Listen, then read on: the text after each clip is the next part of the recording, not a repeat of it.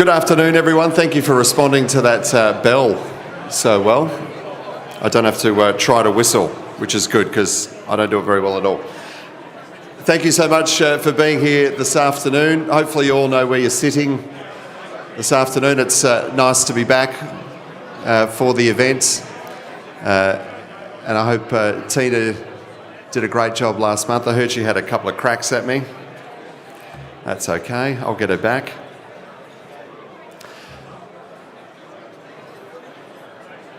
All right, if everyone could please take their seats so we can get things underway, that would be much appreciated. Welcome everyone to the October Luncheon for the WA Mining Club. Tim McMillan is my name. It's my great pleasure to be your host again this afternoon. And before we go any further, I'll ask you to switch your mobiles to silent if you haven't done that already. Please keep them out in front of you though, and if you haven't joined up the WA Mining Club's LinkedIn page, we are currently at about 12,600 members. So if you're not one of those 12,600, please do something about that while I've reminded you to. So just jumped onto LinkedIn. It's very straightforward. Our committee for 2021 is also up on the screen there, so if you've got anything you'd like to discuss with any of the committee members, I'm sure most of them are here this afternoon. They are the people that you need to seek out there. We also want to pay a particular welcome to our life members, Vic Bullo, Michael Hebden, Evan Biggs and past President Kirsty Danby, who we'll see up on stage this afternoon. Welcome to you all. Also like to welcome our new members to the club. Quite a few names on the screen there, so to all of our new members, particularly those who are here this afternoon, an extra special welcome to you as well. To today, pleased to have some special guests with us above and beyond the ones I've just mentioned. So particular welcome to Jessica Stokowski, MLA, and also the Honourable Kyle McGinn, MLC. Where are you guys? Last time I saw you, Kyle, you were bidding for something outrageous at an auction. Anyway, I'll get the update on that later because it was quite an odd purchase. But anyway, our sponsors for this afternoon that I'd like to acknowledge as well. Firstly, to Como Engineers, who've been around since 1986, specialising in all facets of mineral processing, from feasibility studies through to project plants and infrastructure design and execution. Como's team has been responsible for overseeing the delivery of projects in WA and in more than 20 countries around the world. So thank you, Como Engineers. Thank you also to Fleetco, who provide Australia's most comprehensive range of heavy earth-moving equipment. From your first point of contact, they work to understand your project needs and create a tailored solution to help you manage the demands of a dynamic, cost-competitive market. They draw on their expertise in the industry to provide outcomes for any challenge, regardless of size, to give you project certainty. So thank you, Fleetco. Thank you also, Epiroc, your partner for mining and construction equipment, by building on proven expertise and performance and a bold new drive to make what's good even better. Performance to succeed today, technology to lead tomorrow. And last time you were here, you brought along some water bottles, which were our table gifts. I'm still using it. That's how good they are. Elastomers Australia, the leading provider of screen media solutions to help the mining and mineral processing industries achieve superior results. Through a collaborative approach combining 40 plus years of experience, data collection and Australian-made products, this innovative independent Australian-owned company helps customers mitigate risk, improve productivity, safety, efficiency and their bottom lines. So thank you to all of our sponsors that I've just mentioned there. Also, our partners are incredibly important, so would you please join me in thanking the following organisations: Deloitte, IGO, Fleetco, Platform Communications, Evo LNG, Grounded, Goldfields Australia and Minerals Council of Australia. Thank you to all of those I've just mentioned.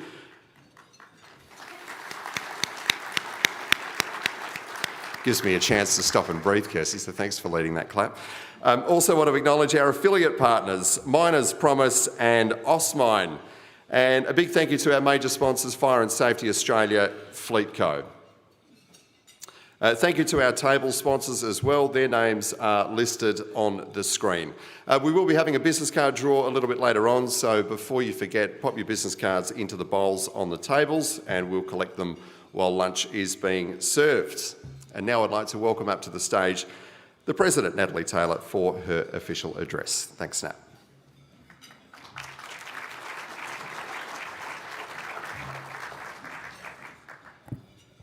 Thanks, Tim.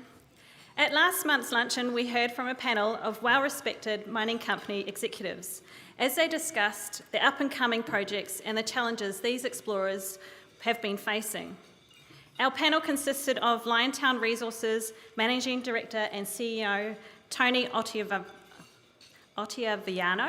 Strandline Resources Managing Director and CEO Luke Graham, Widgie Nickel Managing Director Steve Norgard, and moderated by Nikki Ivory from Deloitte, who all did a great job of tackling questions from the room about diversity and inclusion, renewables and skill shortages.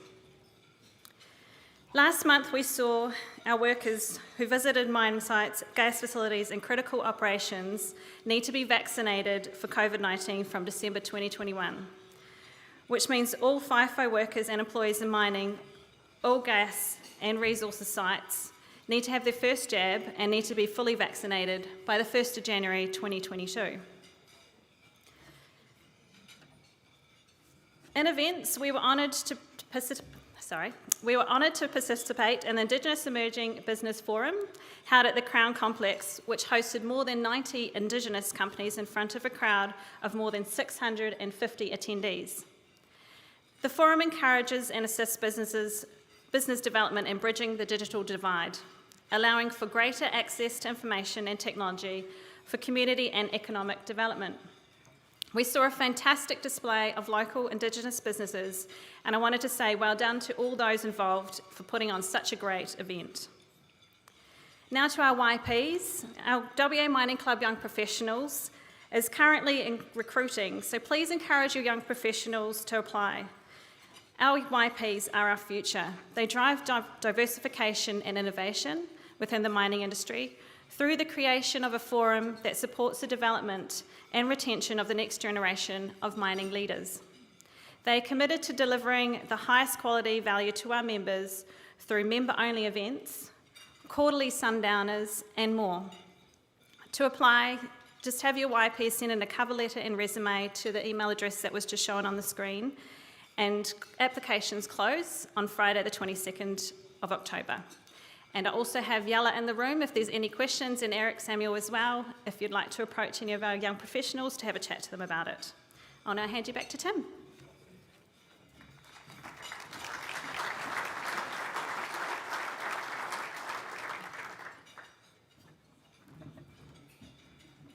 Thank you very much, Nat. I know you're all probably just finishing off your entrees, but main course won't be too far away either, so I'll let you enjoy each other's company and your lunch, and we'll be back with our panel right after that. Thank you.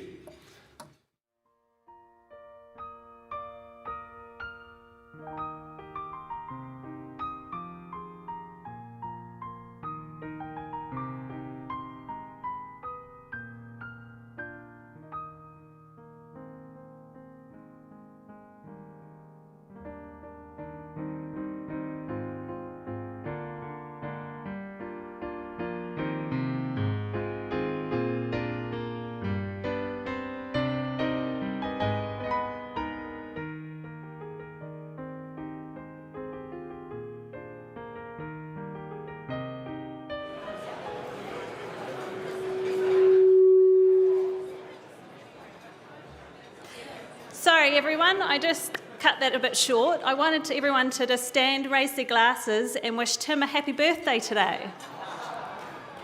So if you could all join me, where has he gone? Sorry Tim, I've made him go red. Happy birthday.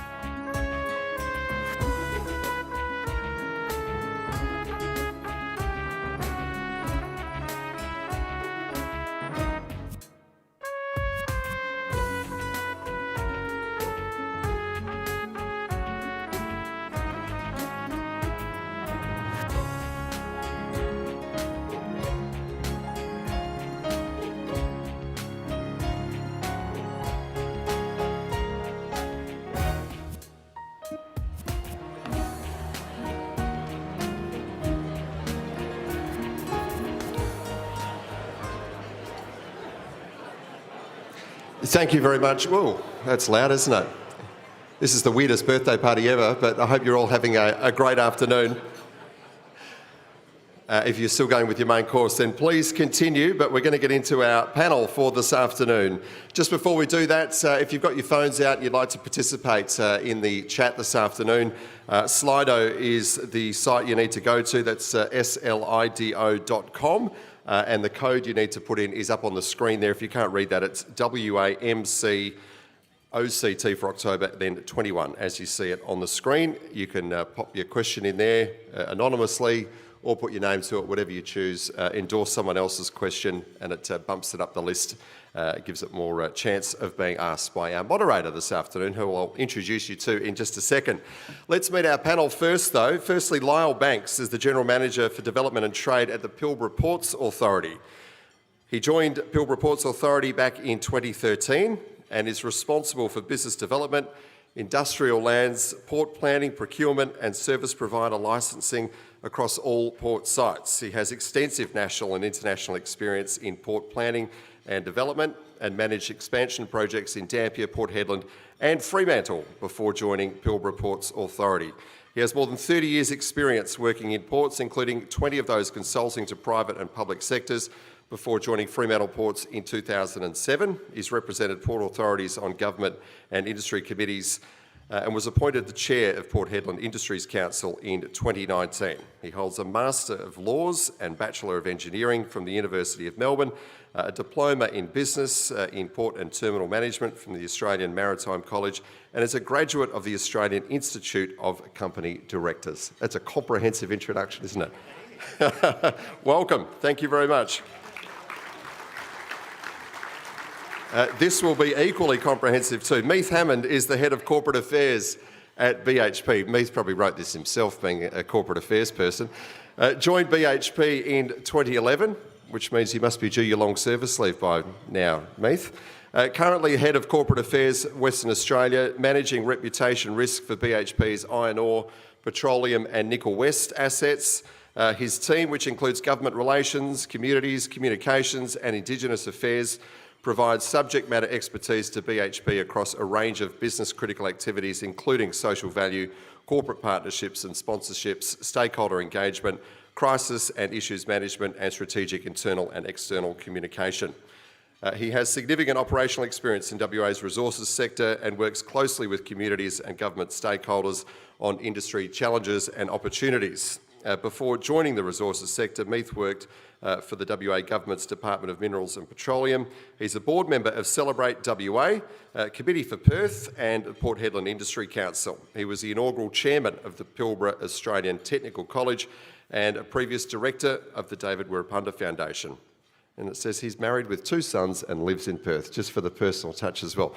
Thank you for being with us this afternoon, Meath. Our next panellist, Mark Cominy, the General Manager of Fortescue Headland Operations with FMG.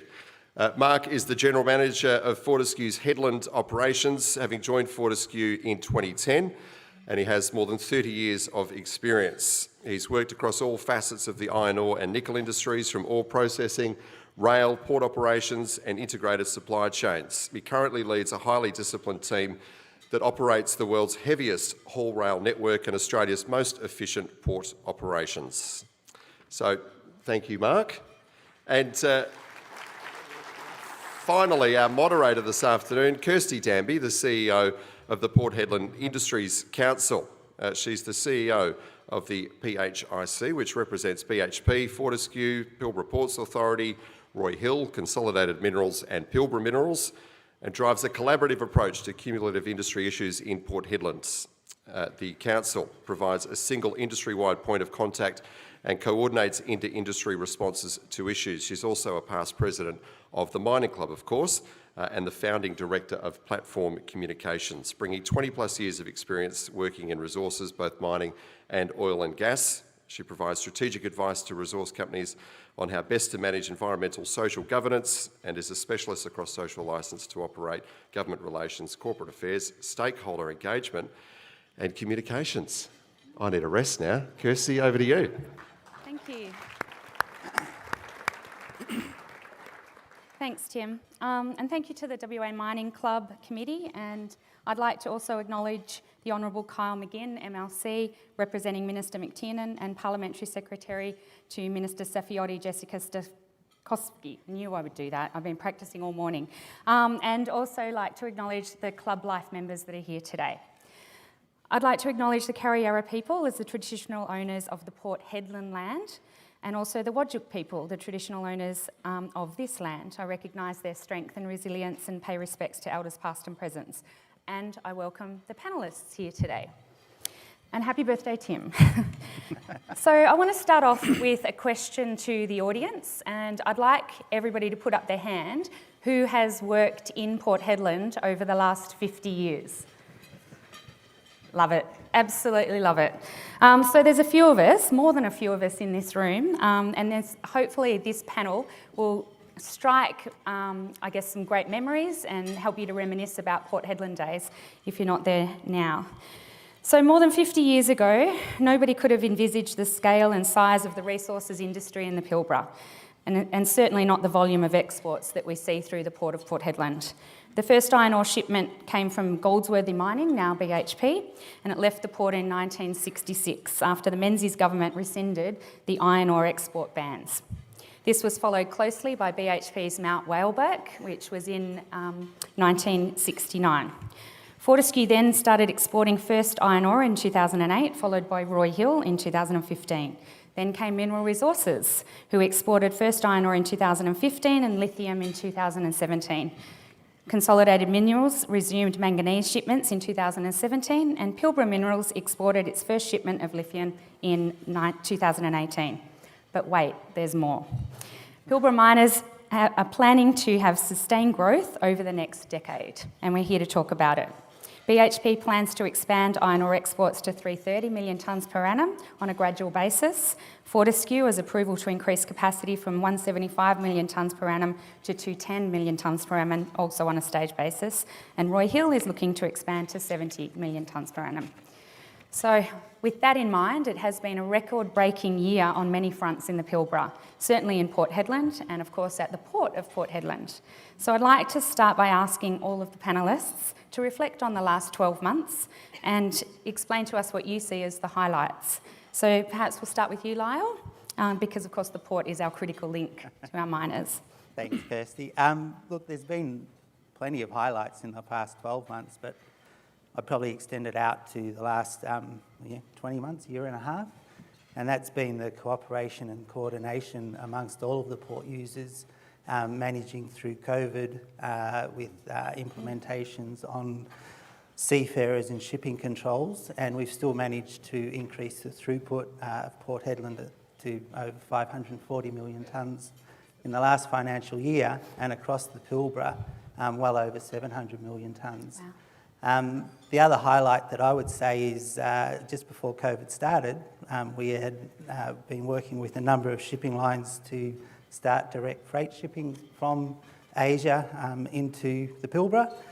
That got held up by a few months as new protocols, etc. were established, but in October of 2020, the first of those new services started, and now we've got four lines servicing the Pilbara directly from Singapore and Asia.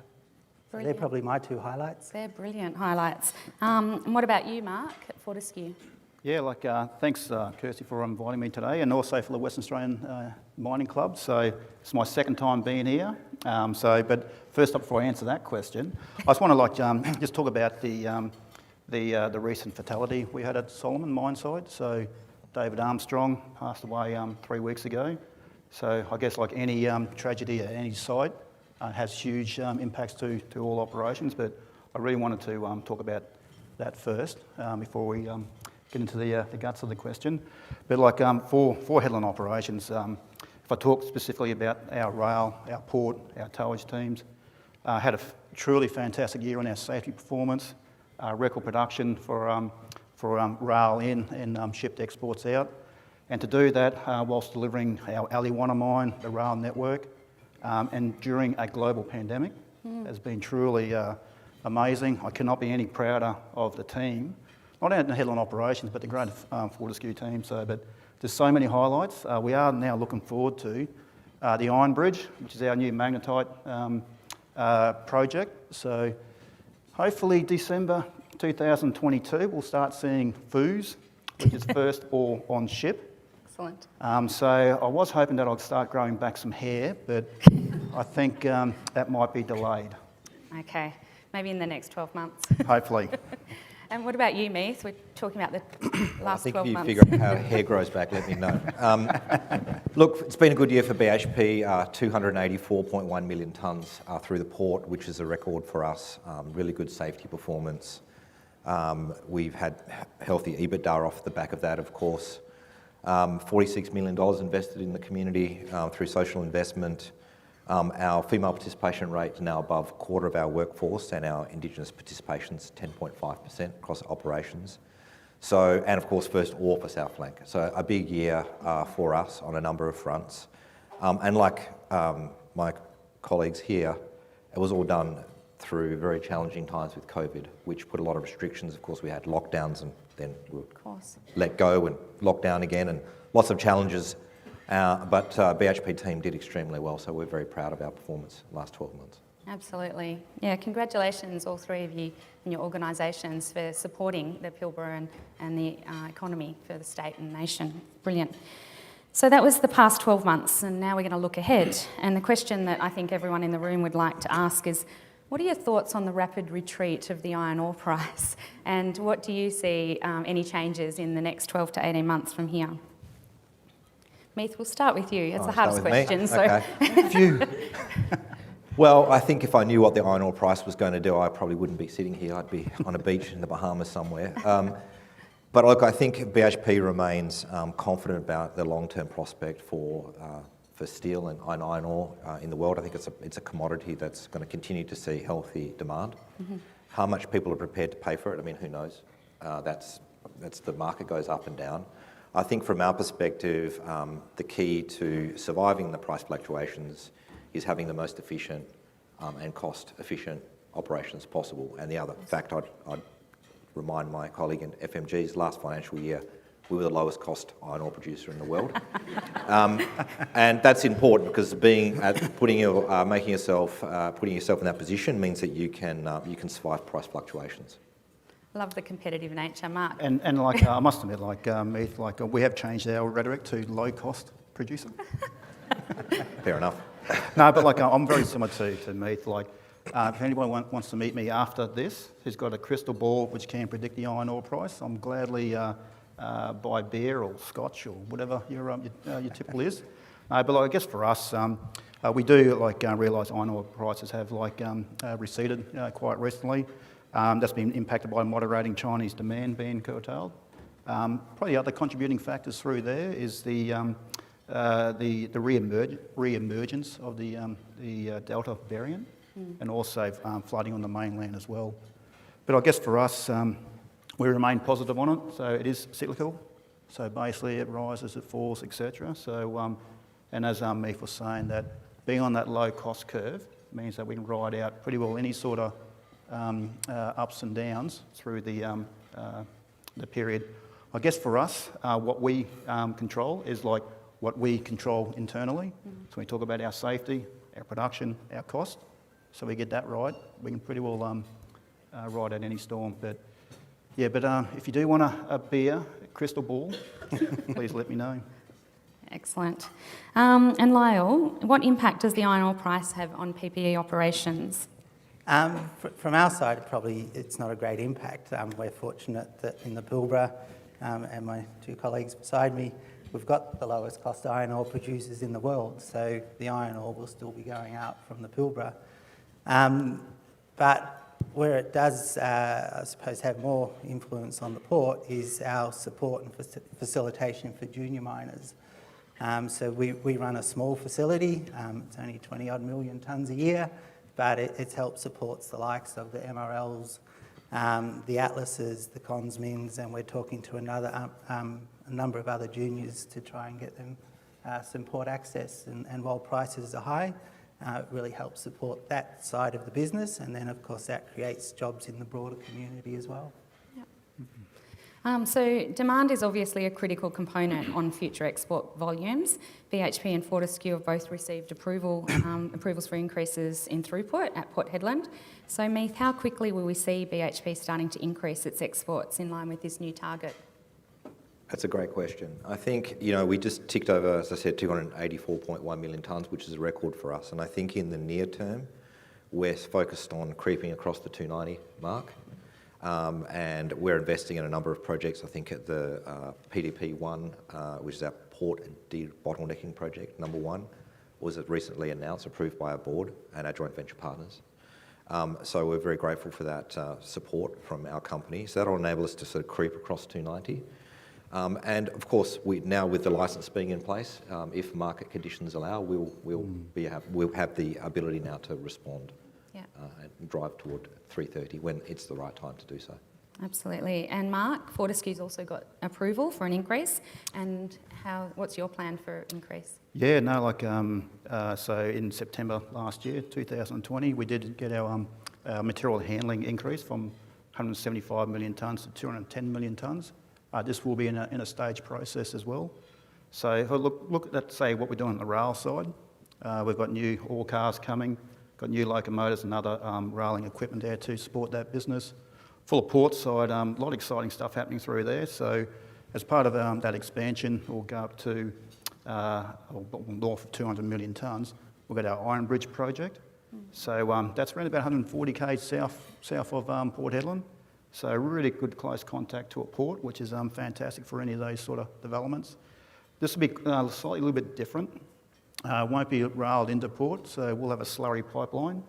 So, and then basically at the port, to complement the increase or the stage increase, got a new stacker and associated conveyor belts, plus also building a concentrate handling facility.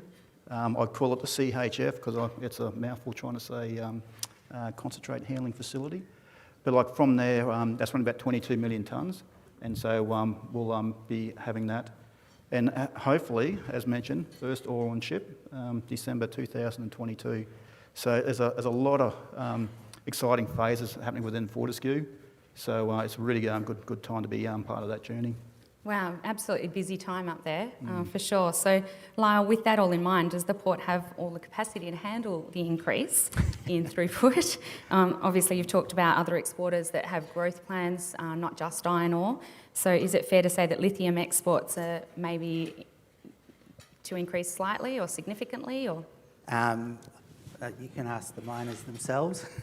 But in terms of that, there's probably a couple of things here. There's as you've mentioned, there's the environmental approvals, the landside infrastructure that FMG and BHP, Roy Hill and others are undertaking. As I said, mentioned that 540 odd million tonnes in the last financial year. You add up the environmental approvals, it's just north of 600 million tonne. So there's a lot of capacity. We have a port capacity model. Recently we announced that the port capacity is 620 odd million tonnes, but again, there's a lot of work being done to increase that further. We try and make sure that we have the marine side capacity always ahead of the environmental and the land side. We're in that position at the moment. And when I talk about the marine side capacity, it's ensuring that there's sufficient pilots in town, it's ensuring that there's sufficient tugs and other marine support services. It's undertaking the maintenance dredging to ensure that we've got the channel capacity. So yeah, at the moment there's plenty of growth. In terms of the other trades, you need to remember that the Cape-size vessels or the iron ore exports go out on the high tide, so that's 8 hours of the day. We've got 16 hours left for everyone else, and we've got plenty of capacity for junior miners and lithium exporters coming through. Okay, you heard it here first. Plenty of capacity. Yeah. So approval conditions for increased throughput included from DWER net zero increase in dust. How are operators planning to manage this? And I'll hand over to you, Meath. What's BHP's approach? Well, look, BHP has a sort of pit to port moisture control program, which sort of essentially tries to keep, or does keep, the ore at a certain moisture level, so it stops dust lifting off as much as possible. And of course, at the port, we have sprays and covers over certain pieces of equipment.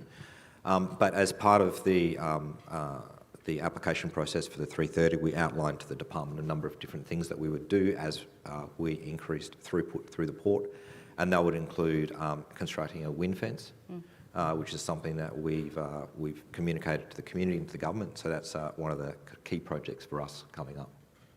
Excellent. So that brings us to other issues around ESG, and Tier 1 mining companies have been operating in this space for some time, we know this.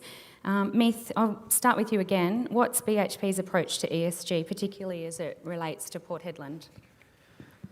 Well, ESG is a broad topic, and I just want to talk about one thing in particular which we're very proud of, and that is our sort of local buy program. So quite often in regional towns, small micro businesses find it very difficult to win work with big majors like BHP, and we're cognizant of that. So an organisation called CRES which we'd had a partnership with in Queensland, set up the local buy program. And in essence, the simplest way to talk about it is a bit like a matchmaking program.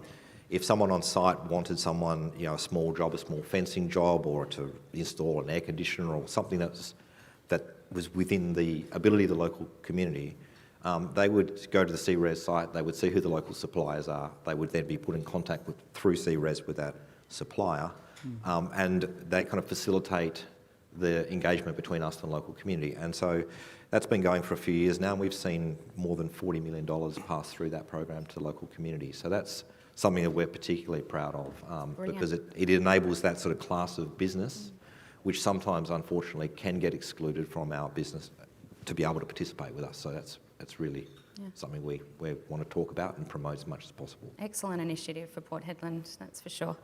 Mark, is the same approach taken by Fortescue, or have you got 3 priorities you might want to share with us? Yeah, look, I'll probably just touch on 2.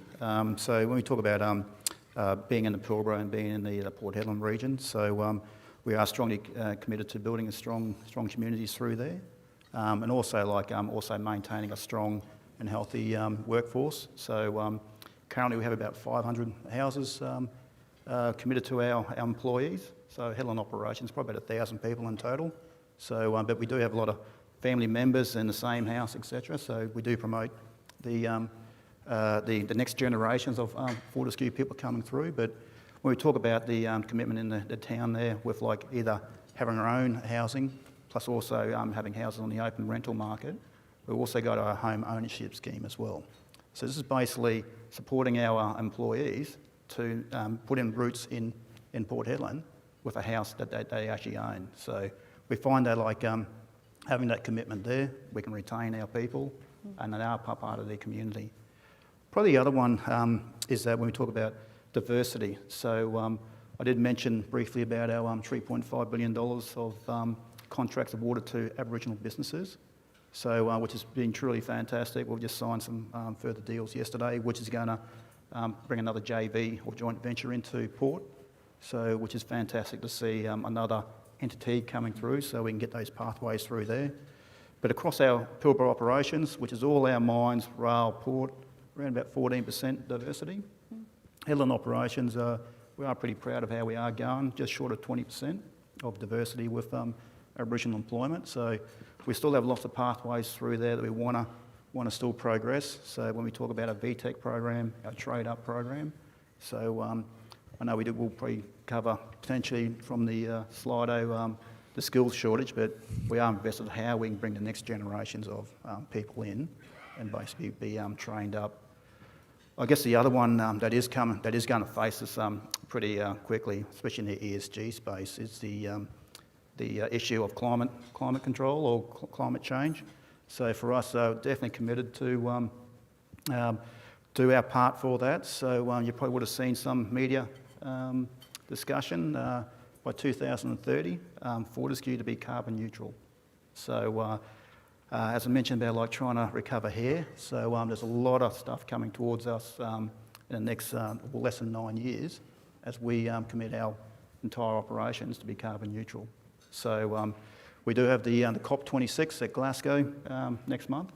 So, but we do see that. We're hearing it from our stakeholders, we're hearing it from our shareholders, we're hearing it from our people, our employees, so that we are committed to basically doing a lot of stuff in that space. Well, we wish you well on that target, and the whole industry will be following your progress, that's for sure.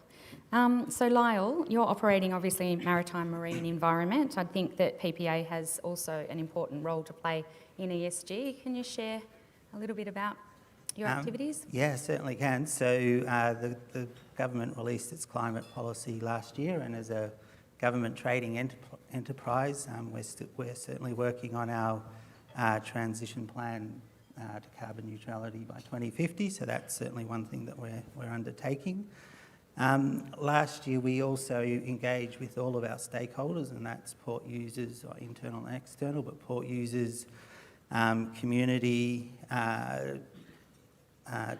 traditional landowners, governments, pretty much across the board, to look at what are the material, basically to do a materiality assessment of what's important to our stakeholders, so we can align what we're doing and how we operate to their material aspects.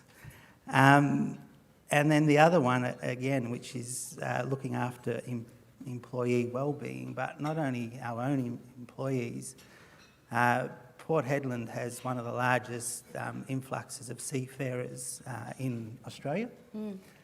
In a typical year, pre-COVID, nearly over 35,000 seafarers would come ashore at some point in time in a given year. Of course, with COVID, they've not been able to come ashore, and a lot of that coming ashore was to connect back with their families. So what Port has done over the past 18 months is providing SIM cards to the seafarers out to their vessels so that they can contact family and friends. And now we're looking at taking that to the next step to have a state-of-the-art system whereby they can just connect when they come into the port and have access to call family, or probably these days not call, Skype, Facebook, everything else. So certainly the last 12 months we've spent a lot of focus on seafarer welfare as well. And again, with all of the terminal operators, the next step in that is to build a new seafarer centre in town. And I love that this isn't new for anyone on this stage. You know, as operators working in the Pilbara, you've been looking at ESG for a long, long time, and it does change, and our reactions change. You know, specifically when new technology comes in. And so I wanted just to ask how important technological improvements are to help meet some of those ESG obligations, particularly around sustainability and, like you discussed earlier, reducing emissions. Mark, so I can start with you. Yeah, I guess like Fortescue Future Industries, FFI, so that is a subsidiary of Fortescue. So that's going to be our number one key enabler of, like, say, when we talk about the new energy demands or different fuels, etc., coming forward. So I guess, like, as a catchphrase, like FFI is going to set us apart. So, I call them the green team, or we now call them the green team. So they are making significant investment into new technology. So in a warehouse very close to the airport through here, we've already successfully trialled ammonia through a locomotive at the moment. We've also got hydrogen power haul trucks and a drill rig. So we're basically doing the testing through there to start looking at what that sort of means. And I guess, like, the final design, it's still in the design phase. So when we talk about the next generations of vessels or all carriers, is like what is green, renewable ammonia to power those. But I guess if I peel it back to Hedland operations, we've already got 10 electric vehicles, the Hyundai Ioniq. So we've got a fleet of charging stations, not only at port, but at our rail areas, plus also our camps. So that's the first phase of that sort of generational shift. If I talk about Christmas Creek, we're putting a $32 million investment to have 10 of our buses or coaches to be go away from diesel to be hydrogen fuelled, and part of that investment is to build Australia's largest renewable hydrogen plant, at the site. So it's we are talking big dollars. But it's new technology. So as we perfect that, as we get like the marginal scales as they increase, this is when we'll start seeing those pay off. But a lot of work in that space. And probably when we talk about alternate fuels, especially in our rail network, I mentioned about the ammonia trials we're doing with our locomotives. So our team based in Headland are working with our team in Perth here, the green team, just to understand like what does that mean when it comes into operations. So new technology, new risks, new way of operating, etc. So there's a lot of work getting in that space there to make sure when it is introduced, it's going to work. Because like I do see Fortescue as like we reduce iron ore, but basically when we look at say the next steps for Fortescue as renewable energy company, exporting all different types of potentially ammonia, hydrogen in the not too distant future, this is a pathway that we're on. Excellent. And BHP, how are you approaching it and what changes can we expect to see from adopting new technology? Well, we're taking a very similar approach to FMG, so I won't talk about stuff that Mark's already covered. But look, I think it generally, like a lot of the mining sector people in this room, the carbon challenge that we're all faced with comes from sort of two sources, and that's power generation and transport. So that's where we've been focusing our efforts. In the power generation side, we recently announced for our nickel business some renewable energy contracts with suppliers in the goldfields, which will help reduce the carbon footprint for power productions there. And like FMG, we're looking at light vehicle electrification, what we can do in our truck fleet, what we can do with our train fleet, because that's really the next big thing. And as you all know, there's a lot of proposals in the Pilbara for some solar farms and some other things like that, so we're keeping a key eye on them and seeing how they're going, because there's some potential there for us to hook into those projects and again reduce our carbon production in the power production side of things. We could have a whole session on this for the super nerds in the room, but we're going to move on. I will ask you though, Lyle, what technology advancements have you been using or intend to use to improve port operations? I suppose historically we've used technology more from a risk mitigation point of view. So I mentioned the dynamic under keel clearance system previously. In essence, what we've done with that, and we linked it into our mid-ocean equipment, and we've now got mid-ocean stations all along the channel. So in essence, it allows the shippers to export their vessels, which have got an 18, 19 metre draft with 90 centimetres between the hull of the vessel and the seabed. Wow. So we've also done work on the tidal regime in Port Hedland and other ports. And the world's round, it's not flat. When you talk to surveyors, the world's flat, it's not round. But we took that tidal model and created an ellipsoid tide level as we sail out. We've also used our port capacity model with the DUKC to identify the most efficient way to dredge. And when I put all of those three together, we've actually created 71 centimetres more of water depth in the channel without having to do an ounce of dredging. Now, if you convert that back, we've saved $3 million cubic metres of dredging, and then you think about what the environmental impact of that may be. More recently, I suppose we're using drones a lot more for our survey work and inspections.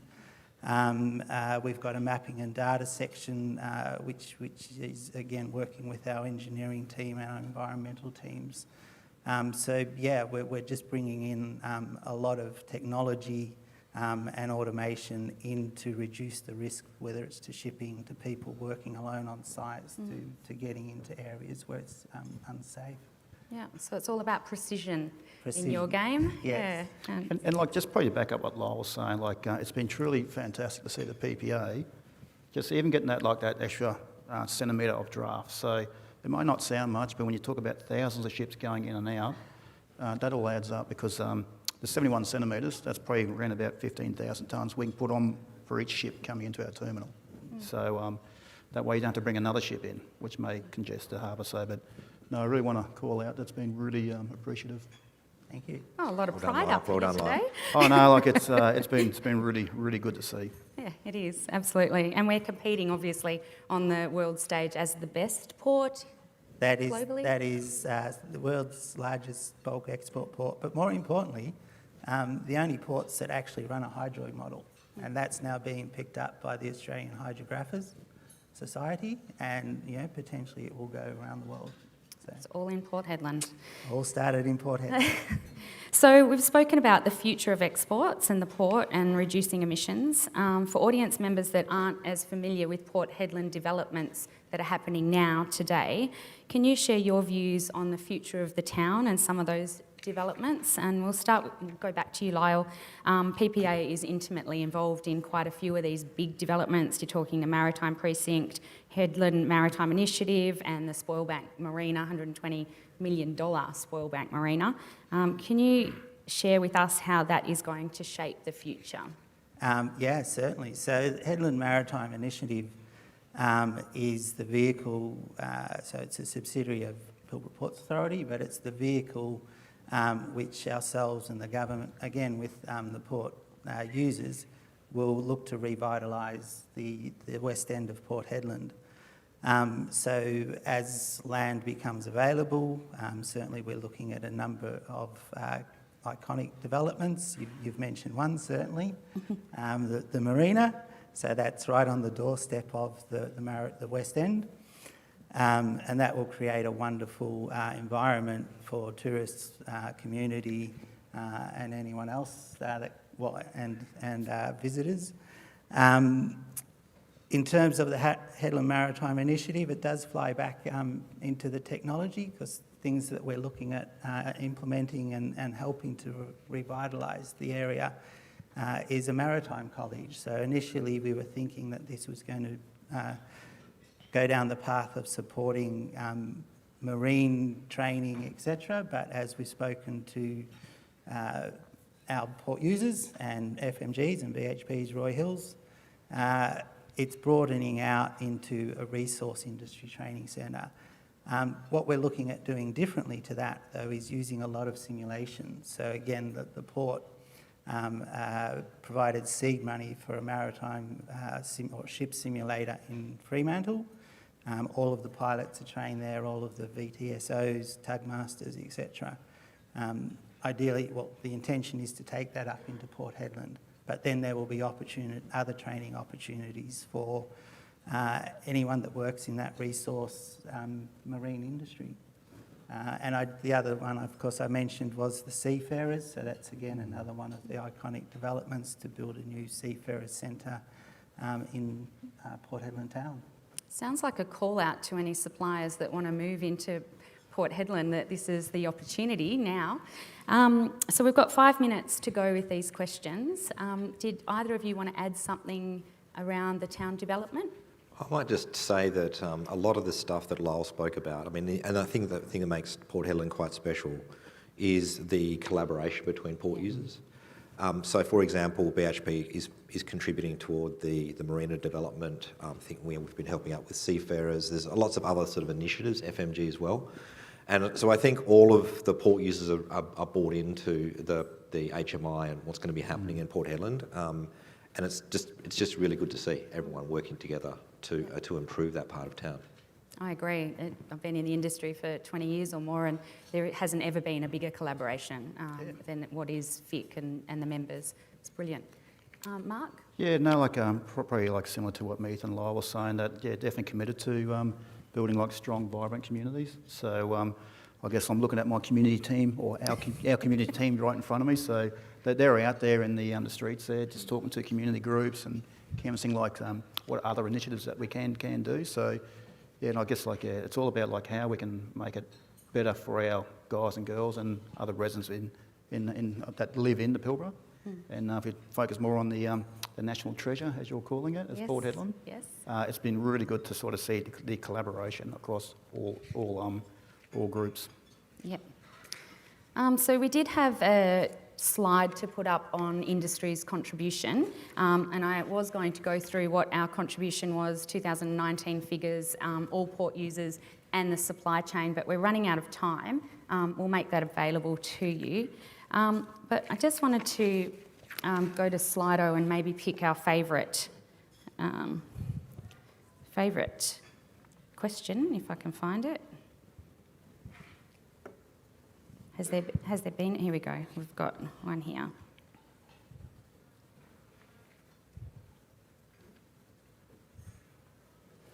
All right. So with Kerry, any plans for further processing in Australia and value adding rather than raw material exporting? I'm not sure if that's a question for any of us here. We haven't got any plans on the stage. I'll let Mark answer that question. I was going to throw back to me. Yeah. All right. Oh, what about this one? How important is WA's relationship with China? I think that's quite topical. I guess we definitely do see it's a huge importance to have those relationships. So we talk about where the new growth is coming from, supporting the iron ore industry. So definitely keen on making sure we've got strong support and help there. So Absolutely. Yeah. And like FMG, BHP has very strong relationships with its customers in China, but also our customers in Japan and Korea and other places as well.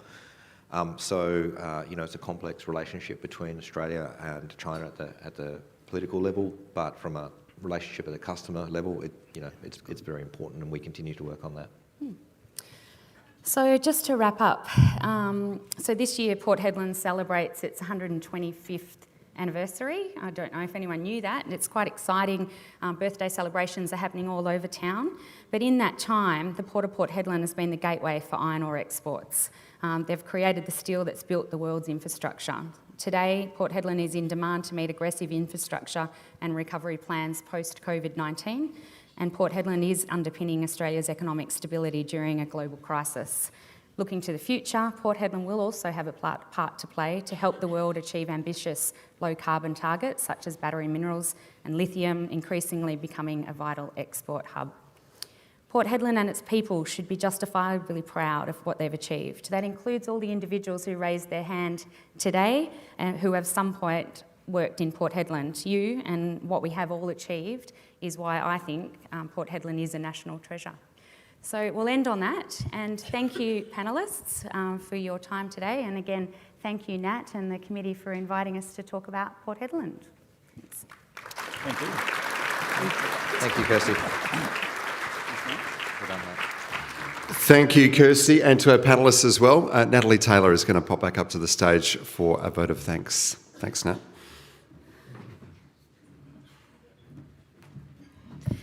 Thanks, Kirsty. Thanks, Mark, Meath and Lyle. And I just wanted to say a special thanks, Kirsty, because obviously you're the one that got me roped into doing the WA Mining Club in the first place.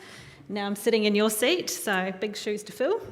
And for someone who's lived in Port Hedland, I'm very excited to see what's going to happen in the future for the future generations that are coming through. So thank you.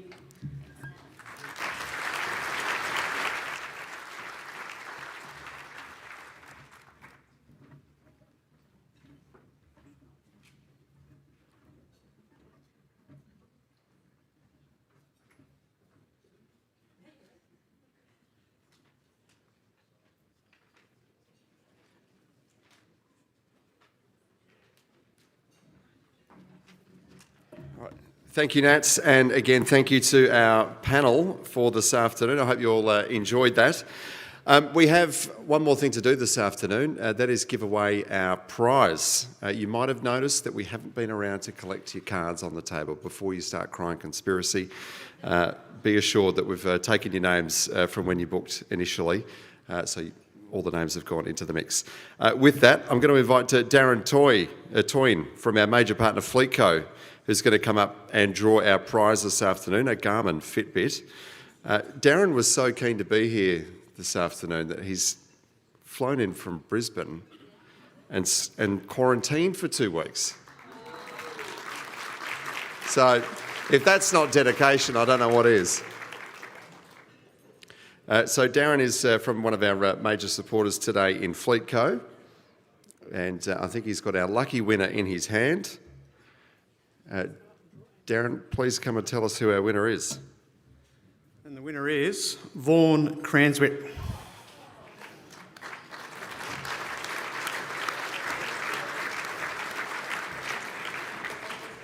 Vaughan can stay where they are and we'll get that prize to them. And Darren, welcome back. Welcome out of quarantine. I hope it was worth it. Thank you so much. Congratulations to our winner this afternoon. Now, if you're not a member of the WA Mining Club, we'd love you to consider joining. If you need any details, there are plenty of committee members around the room who will happily answer any questions that you might have. And if you want to speak about sponsorship or partnership opportunities, please have a chat to Natalie, who's on the table right in front of me, table 6, or any of the other committee members, again, that I've mentioned. Once again, would you please join me in thanking our valued sponsors today. Como Engineers, who I think are sitting just over there. Also Fleetco, Epiroc and Elastomers. To the last two, Epiroc and Elastomers, thank you for the table gifts as well. Please take those with you before you leave this afternoon. Still plenty of events to get through before we wrap up 2021. Events are listed on the screen there. If you want any other details, they're always up on the website and also promoted through the LinkedIn page as well. So again, if you haven't joined the WA Mining Club's LinkedIn page, please do that. That brings us to the end of our lunch event this afternoon, folks. If you'd like to continue to network or chat or catch up or whatever you want to call it, you can do that here for a little bit longer. Out by 2:15 are the official orders. If you want to challenge that, then go for your life and good luck. There is always the campfield just across the walkway as well. But please know, if you're parked in Marley Lawn, that sort of grassy area turned car park that's over in front of Gate E by Victoria Park Drive, if you parked over there this afternoon, please know that that lawn area is locked at 3:30. So if you are going to kick on for a bit, keep an eye on the time. And on behalf of the Mining Club and President Natalie Taylor and the committee, thank you so much for being here this afternoon. Look forward to seeing you all again at next month's luncheon. Enjoy the rest of your day and take care. Thank you.